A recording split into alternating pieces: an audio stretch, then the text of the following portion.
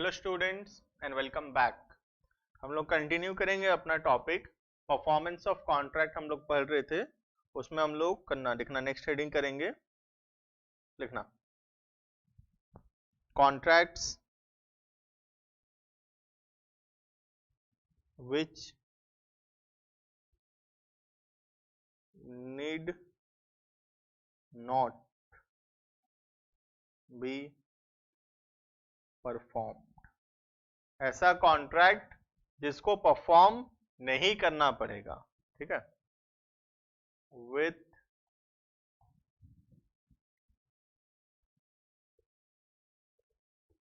The concern of both parties, ठीक है। क्या बोल रहा है? ऐसा कॉन्ट्रैक्ट जिसको परफॉर्म नहीं करना पड़ेगा with the concern of both the party. दोनों पार्टी के कंसर्न से ये डिसाइड हुआ है, दोनों पार्टी के सहमति से ये बात डिसाइड हुआ है कि कॉन्ट्रैक्ट को परफॉर्म करने का जरूरत नहीं है, ठीक है। तो हम देखने वाले हैं कुछ ऐसा केसेस जिसमें एक कॉन्ट्रैक्ट को परफॉर्म करने का जरूरत नहीं पड़ेगा, ठीक है। चलो लिखेंगे हम लोग उसके अंदर point number 1।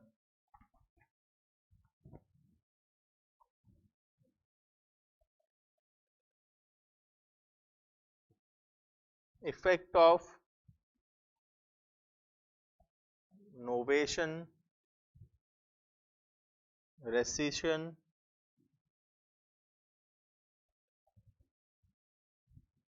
and alteration. Effect of novation, rescission and alteration, ठीक है। तीन ऐसा वर्ड हम पढ़ने वाले हैं जिसके अंदर एक कॉन्ट्रैक्ट को परफॉर्म करने का जरूरत नहीं है, ठीक है। इसके अंदर पहला हेडिंग करना नोवेशन, ठीक है। क्या होता है नोवेशन, पहले लिख लेते हैं हम लोग, फिर समझने का कोशिश करेंगे what do you mean by the word novation, ठीक है ना।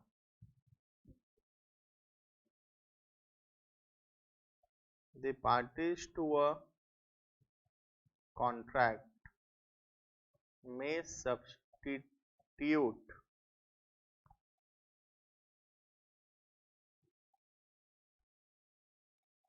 a new contract for old if they do so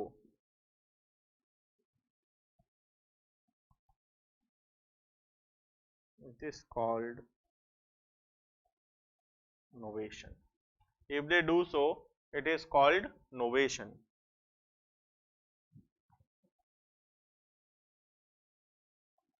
On novation the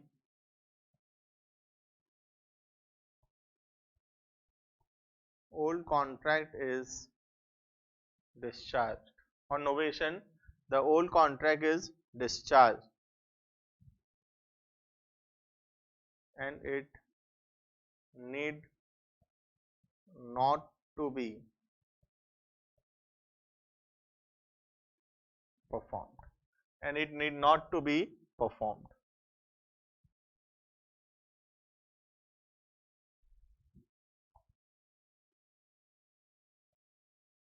The contract can be between the same parties or different parties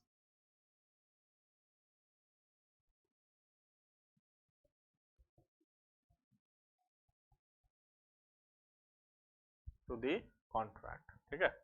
इसका मतलब क्या देखना, जब दोनों party कुछ कॉन्ट्रैक्ट में एंटर किए थे, when two parties have entered into a contract but before the performance of the contract उस पुराने कॉन्ट्रैक्ट के जगह they have substituted a new contract, मतलब उस पुराने कॉन्ट्रैक्ट को परफॉर्म नहीं करके वो लोग आपस में डिसाइड किए कि अब वो लोग एक नया कॉन्ट्रैक्ट परफॉर्म करेंगे ओल्ड कॉन्ट्रैक्ट के बदले, ठीक है।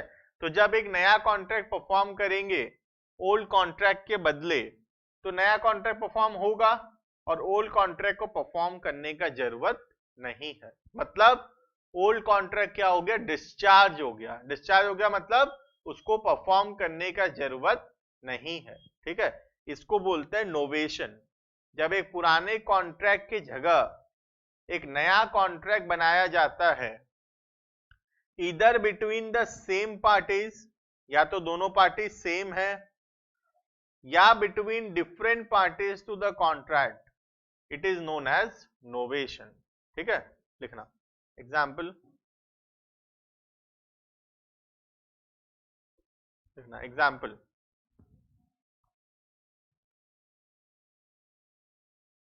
A owes B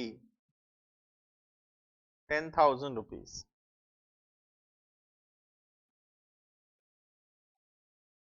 A, B and C agree that C will pay B and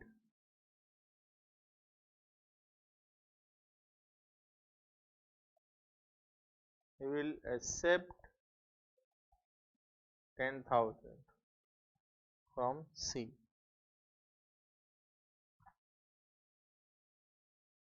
Full stop. Here is liability comes to an end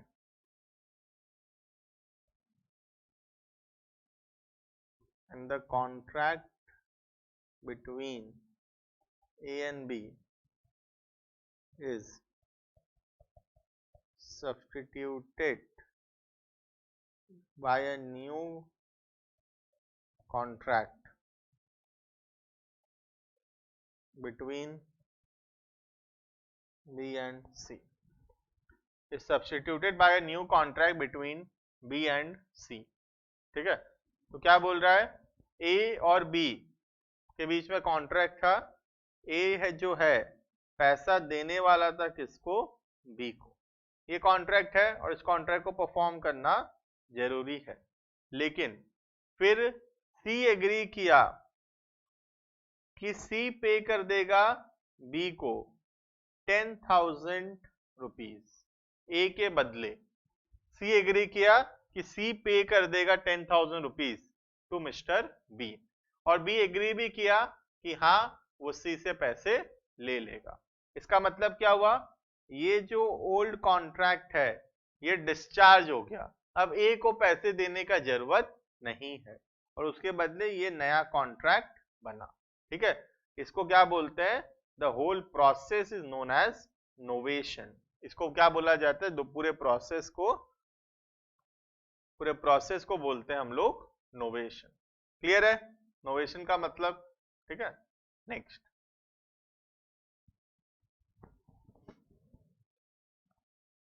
इसी के अंदर चल रहा है। ठीक है, पॉइंट नंबर 1 है पहला नोवेशन, उसके बाद रिसेशन और उसके बाद अल्टरेशन। ठीक है, लिखना point number B,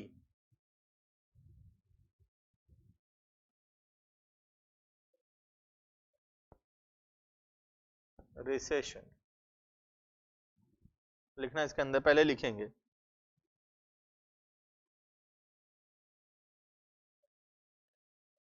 when the parties to a contract agree to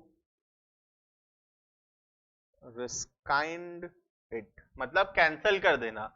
ए और बी कुछ कॉन्ट्रैक्ट में एंटर किए थे, अब ए और बी अपने मर्जी से दोनों उस कॉन्ट्रैक्ट को कैंसल करना चाहते हैं। इसका मतलब ये कॉन्ट्रैक्ट अब परफॉर्म करने का जरूरत नहीं है। इसको क्या बोलते हैं, रिसेशन। मतलब जब दोनों पार्टी टू द कॉन्ट्रैक्ट आपस में चाहते हैं कि उस कॉन्ट्रैक्ट को वो लोग कैंसल कर दें, उसको क्या बोला जाता है, रिसेशन या रिस्काइंड कर देना। रिस्काइंड मतलब कैंसल कर देना। ठीक है, फुल स्टॉप, कॉमा कर दो, comma the contract need not be performed. The contract need not be performed. ठीक है, full stop.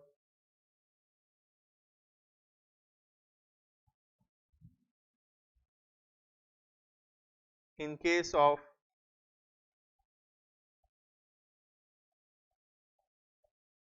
recession,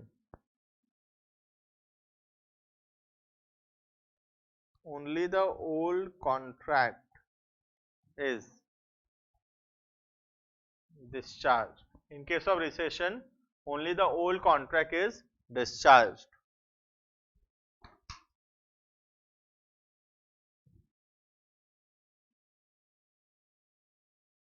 ठीक है, देखना, only the old contract is discharged, but कुछ कुछ टेक्निकल प्रॉब्लम्स आ जाता है कभी कभी, है ना, but no new contract is formed. ठीक है, तो रिसेशन में क्या हो रहा है, आपस में पार्टी डिसाइड करके कॉन्ट्रैक्ट कैंसिल तो कर दिए, लेकिन उस कॉन्ट्रैक्ट के बदले कोई नया कॉन्ट्रैक्ट नहीं बना. ठीक है, उसको बोलते हैं recession. Next point number 3, alteration.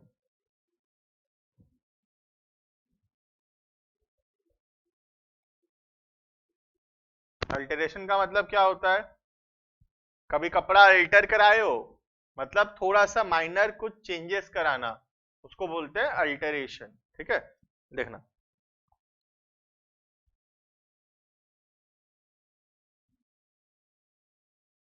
In case of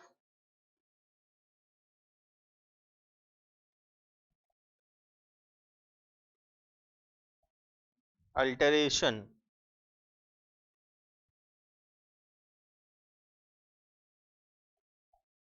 there is small changes in the terms of contract by parties.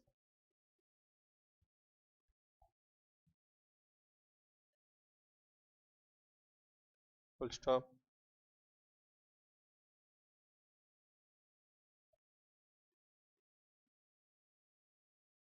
In alteration,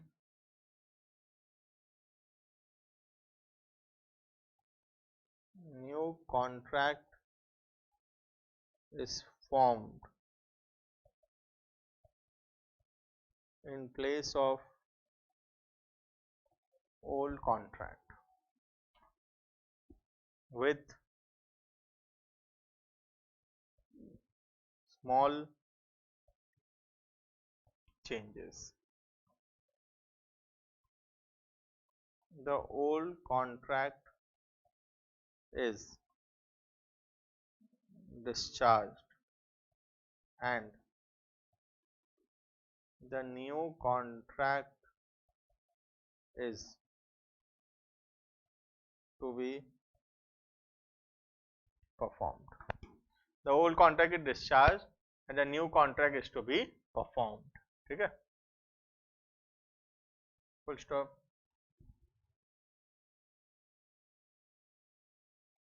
In this case, the parties remains same. ठीक है, पार्टी चेंज नहीं होते. तो बेसिकली नोवेशन और alteration में क्या फर्क है, नोवेशन में या तो सेम पार्टी है तो बहुत बड़ा चेंज है कॉन्ट्रैक्ट के अंदर, ठीक है, कंप्लीटली कॉन्ट्रैक्ट ही चेंज हो गया है, या फिर parties to the contract change हो गए हैं. ठीक है, लेकिन अल्टरेशन में क्या होता है, पार्टी सेम है और कॉन्ट्रैक्ट के अंदर थोड़ा माइनर चेंजेस है, there are small changes in the contract, उसको हम लोग क्या बोलते हैं, अल्टरेशन. ठीक है, क्लियर है इतना. This was point number 1, effect of novation, recession and alteration. ठीक है, नेक्स्ट हम लोग लिखेंगे पॉइंट नंबर 2, हेडिंग करना पॉइंट नंबर 2,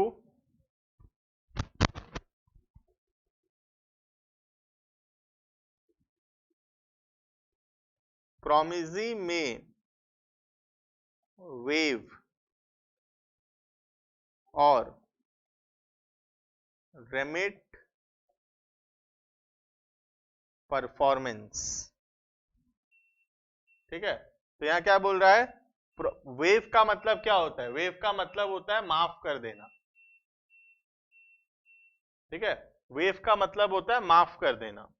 तो बोल रहा है प्रोमिसी वेव कर दिया परफॉर्मेंस को, मतलब हमारा अधिकार था कि हम सामने वाले से परफॉर्मेंस ले सकते थे, लेकिन हम उसको माफ कर दिए, हम उसको डिस्चार्ज कर दिए अपने इच्छा से। हम बोले जा परफॉर्म मत कर कॉन्ट्रैक्ट। ठीक है, उसको क्या बोलते हैं, वेवर या फिर रेमिटेड। रेमिटेड परफॉर्मेंस मतलब कैंसिल कर देना। ठीक है, लिखना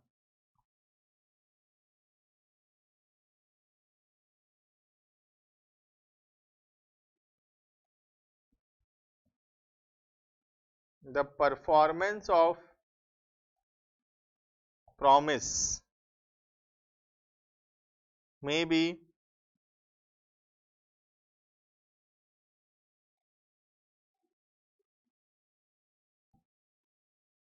discharged by remission। ठीक है, यही वर्ड बोला, रेमिट से क्या है, रेमिशन। ऊपर क्या था, रिसेशन। रिसेशन का मतलब होता है कैंसल कर देना कॉन्ट्रैक्ट। दोनों पार्टी म्यूचुअली डिसाइड किए कि कॉन्ट्रैक्ट को परफॉर्म नहीं करेंगे, उसको बोलते हैं रिसेशन। और रेमिशन का मतलब क्या होता है, एक पार्टी कॉन्ट्रैक्ट परफॉर्म कर दिया है, दूसरा पार्टी कॉन्ट्रैक्ट परफॉर्म करेगा, लेकिन जो पार्टी कॉन्ट्रैक्ट परफॉर्म किया है वो माफ कर दिया दूसरे को, वो बोला जा परफॉर्म मत कर, इसको बोलते हैं रेमिशन। ठीक है, माफ कर देना परफॉर्मेंस। सर ऐसा क्यों करेगा वो, उसकी मर्जी है बेटे, वो परफॉर्मेंस नहीं लेना चाहता तो ही कैन रेमिट परफॉर्मेंस। ठीक है, he can wave of performance, full stop. लिखना example,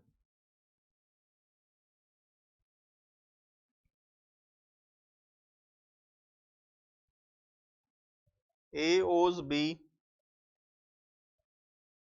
5 lakh rupees. A pays to B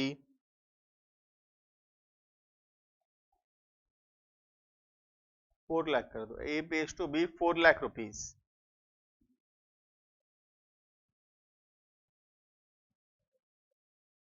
In settlement of whole debt,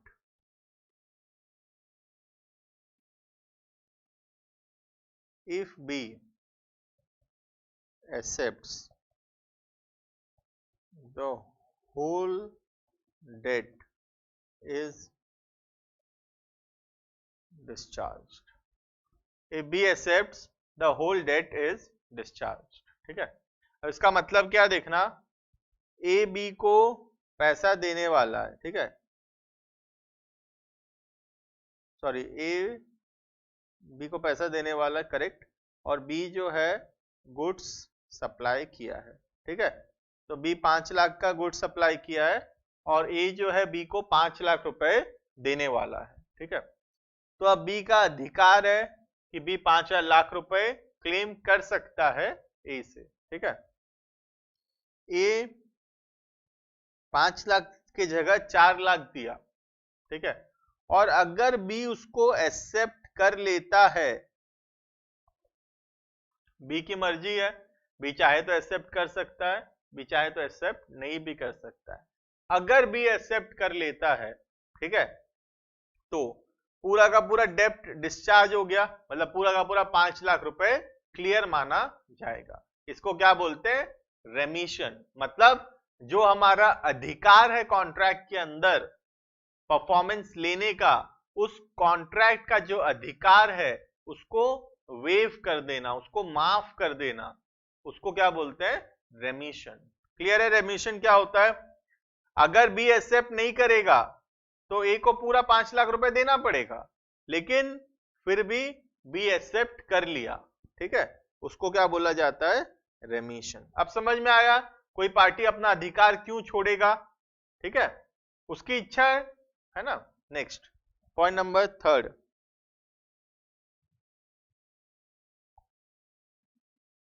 restoration of benefits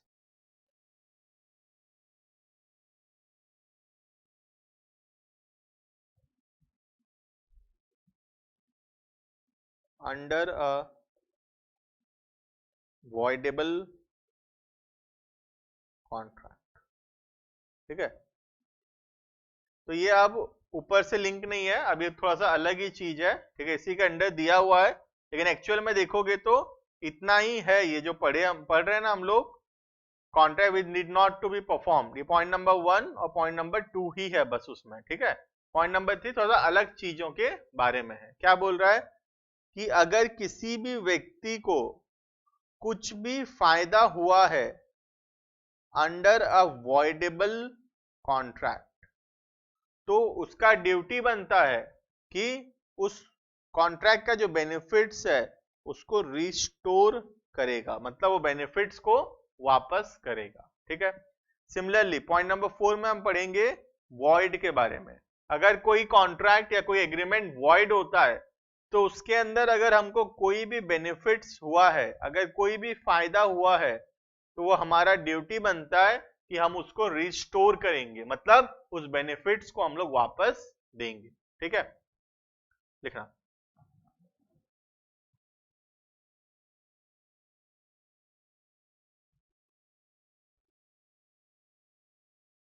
if under a voidable contract the party decided to rescind the contract, party decide की contract को cancel करेंगे, the party decided to rescind the contract, then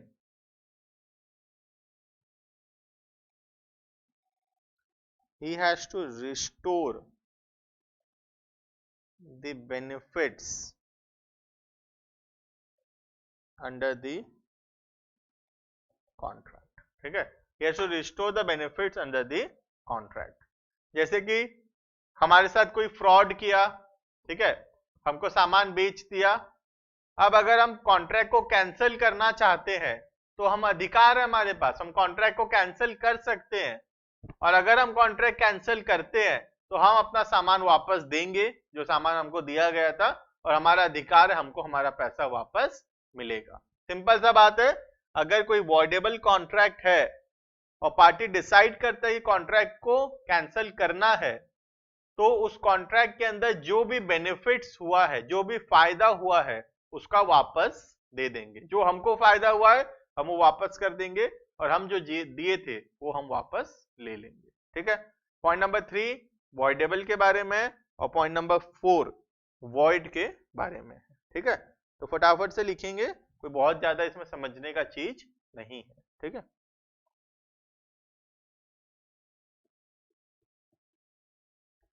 restoration of benefits under void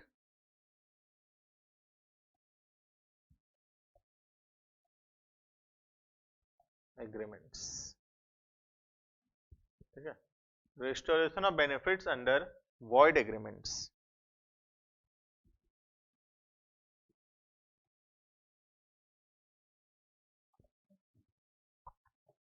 when an agreement or contract becomes void,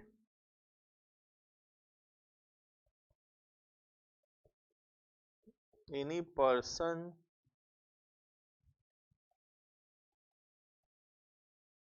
who has received any advantage, any person who has received any advantage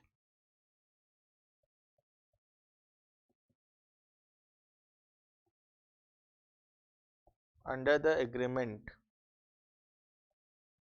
or contract is bound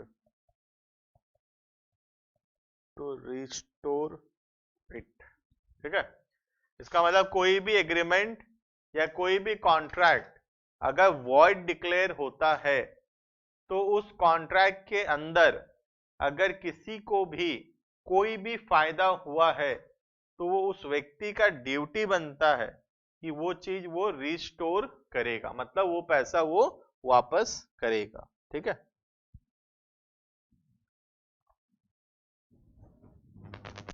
लिखना। Next point number 5,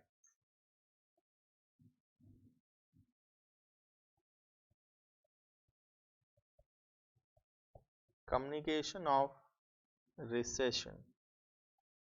छोटा सा point है, ऐसे ही दिया हुआ है, बहुत ज्यादा कुछ इंपॉर्टेंस नहीं है। ठीक है, तो लास्ट का जो पॉइंट 3, 4, 5 पढ़े हैं उतना ज्यादा कोई इंपॉर्टेंट नहीं है, लेकिन पहले का जो point number 1 and point number 2 पढ़े हैं वो बहुत इंपॉर्टेंट है। ठीक है, लिखना।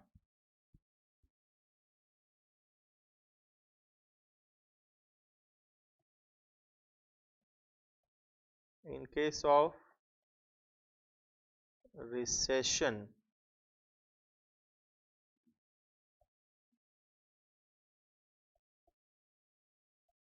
the communication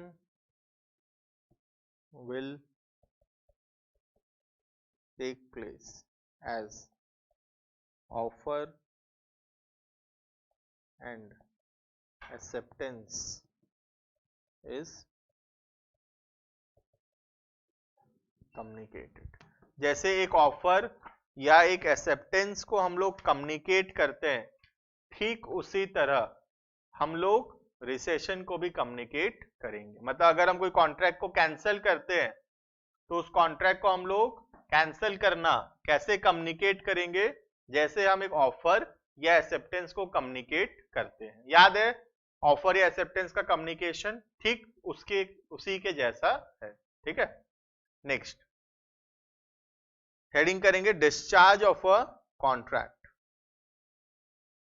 कॉन्ट्रैक्ट कब कब खत्म हो जाएगा, कब कब डिस्चार्ज माना जाएगा, डिस्चार्ज ऑफ अ कॉन्ट्रैक्ट। इसमें जितने पॉइंट्स आने वाले हैं मैक्सिमम पॉइंट्स हम लोग पढ़े हुए हैं। जो पॉइंट्स हम लोग पढ़े हुए हैं उसको हम वापस से डिटेल में नहीं लिखेंगे। ठीक है, लिखना। पॉइंट नंबर 1 मैं खाली समझा दूंगा, वो पॉइंट को मैं डिटेल में नहीं लिखाऊंगा। ठीक है, तुम्हारा ड्यूटी है समझना उसको। डिस्चार्ज बाय परफॉर्मेंस समझा दूंगा। ठीक है, तो ये लिखा हुआ है कहीं ना कहीं नोट्स में, तुमको बता दूंगा कहाँ लिखा हुआ है। ठीक है, तुम साइड साइड में थोड़ा सा लिख लेना कहाँ लिखा हुआ है ये चीज। ठीक है, या इसके अंदर क्या आता है थोड़ा लिख लेना, नोट्स तुम खुद आराम से लिख सकते हो इसका। डिस्चार्ज का मतलब होता है कब एक कॉन्ट्रैक्ट खत्म हो जाएगा।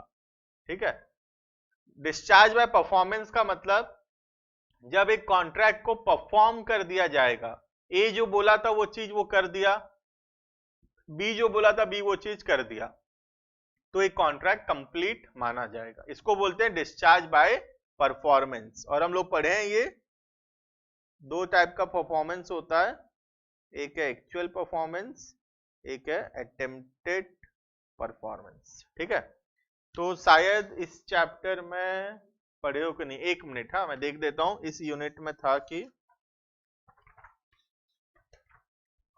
नहीं। ये तुम्हारे नेक्स्ट वाले वीडियो में है।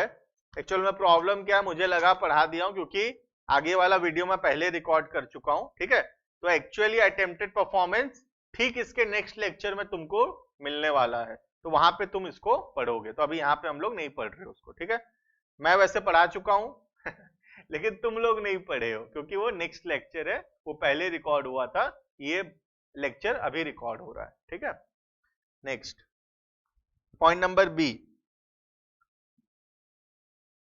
डिस्चार्ज बाय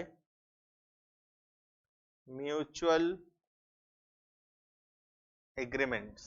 अभी पढ़े हम लोग क्या क्या आएगा इसके अंदर,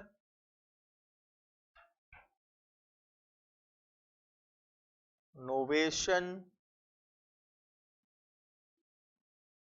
रिसेशन,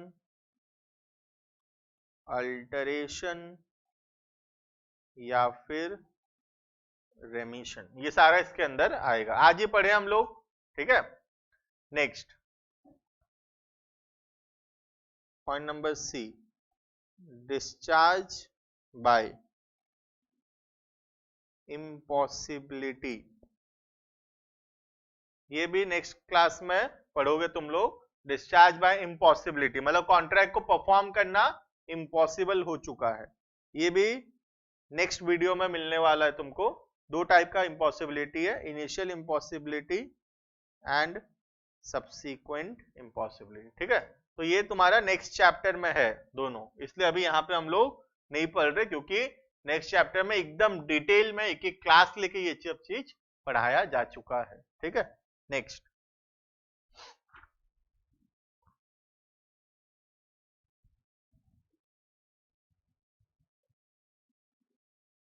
पॉइंट नंबर डी, यहां से हम लोग लिखेंगे, ठीक है। एक और पहले लिख लेते हैं जिसका नोट्स नहीं लिखना है, discharge by breach of contract, ये भी कहां आने वाला है, नेक्स्ट चैप्टर में आने वाला है। तो point number A, point number C and point number D, ये सारा नेक्स्ट चैप्टर में तुम लोग पढ़ोगे, ठीक है। तो हम लोग यहाँ पे डिटेल में उसको नहीं लिख रहे।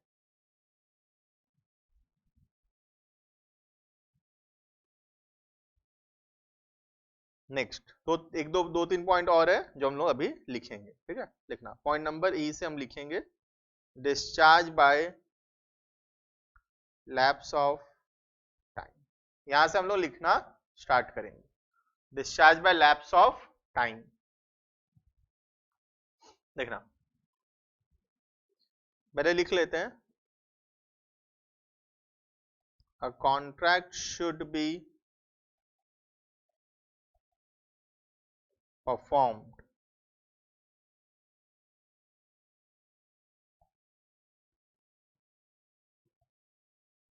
within the time prescribed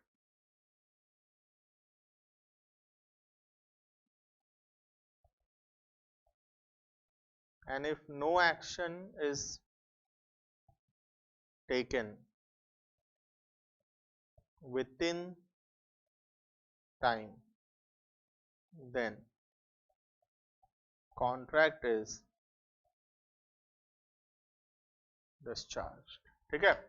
ये हम लोग जानते हैं पहले से, कहां पढ़े हैं बताऊं, याद है एक डेप्ट को अगर 3 साल तक नहीं मांगते हम लोग तो उस डेप्ट को हम वापस और नहीं मांग सकते। क्यों? क्योंकि इंडियन लिमिटेशन एक्ट बोलता है कि अगर एक डेप्ट को 3 साल तक हम लोग क्लेम नहीं किए हैं तो अब और पैसा हम लोग क्लेम नहीं कर सकते, ठीक है। याद है कहां पढ़े थे, नो कंसिडरेशन नो कॉन्ट्रैक्ट्स के अंदर, टाइम बार्ड डेप्ट, ठीक है। देखना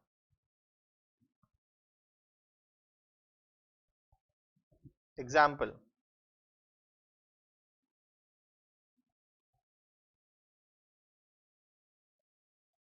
if a creditor does not file a suit for recovery of debt within 3 years, then he cannot recover it because it becomes a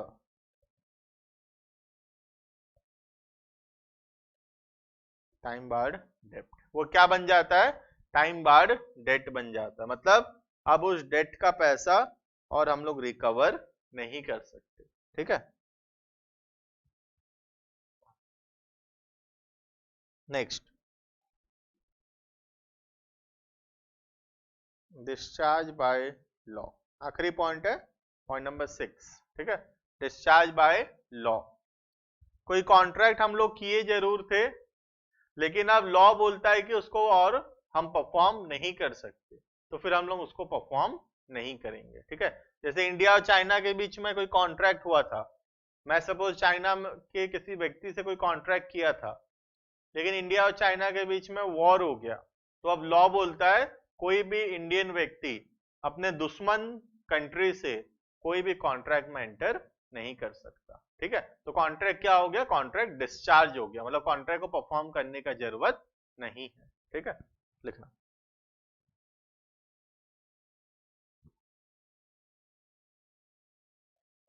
a contract may be discharged by operation of law of a country, operation of law of a country. ठीक है, इतना लिखेंगे बस, ये chapter यहाँ पे complete होता है, परफॉर्मेंस ऑफ कॉन्ट्रैक्ट। ठीक है, इसके नेक्स्ट चैप्टर में हम लोग जो ये ऊपर पॉइंट्स मार्क किए ना, ये सब हम लोग नेक्स्ट चैप्टर में पढ़ने वाले, नेक्स्ट यूनिट में पढ़ने वाले हैं। ब्रीच ऑफ कॉन्ट्रैक्ट के अंदर एक्चुअल, अटेम्प्टेड, ठीक है, discharge by impossibilities, discharge by breach, ये सब हम लोग नेक्स्ट क्लासेस में पढ़ेंगे। ठीक है, इसलिए यहाँ पे हम लोग डिटेल में उसको नहीं पढ़े हैं, बिकॉज वहां पे बहुत डिटेल में वो चीज हम लोग पढ़ने वाले हैं। ठीक है, चलो तो इतना पढ़ेंगे इस यूनिट में, ये यूनिट होता है यहाँ पे कंप्लीट। चलो, thank you and bye bye.